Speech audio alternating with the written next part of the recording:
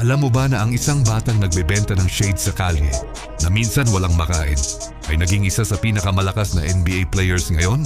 Oo, yan si Giannis Antetokounmpo. Bago ang MVP, bago ang championship, bago siya tawaging Greek Freak. Si Giannis ay isang batang halos walang pagkakakilanlan. Walang Greek papers, walang Nigerian passport, literal na stateless. At araw-araw nilang problema ang pagkain. Kasama ang mga kapatid niya, naglalakad sila sa Athens para magbenta ng shades, relo at bags.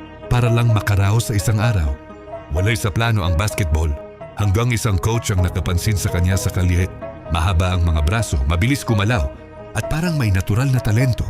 Doon nagsimula ang kapalaran niya. Hindi agad magaling si Giannis. Pero araw-araw siyang dumidiskarte. Minsan nag-iensayo ng gutom.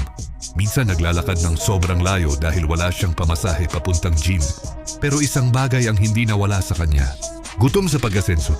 Hanggang sa may mga European scouts na nakakita. Ibang klase ito. Scorer?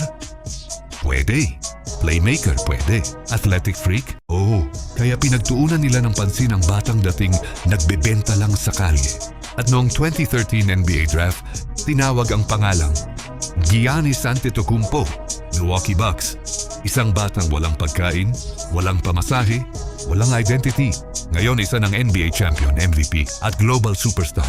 Kaya kung sa tingin mo mahirap ang buhay mo ngayon, tandaan mo, kung kinaya ng batang nagbebenta sa kalye, bakit hindi mo rin kakayanin?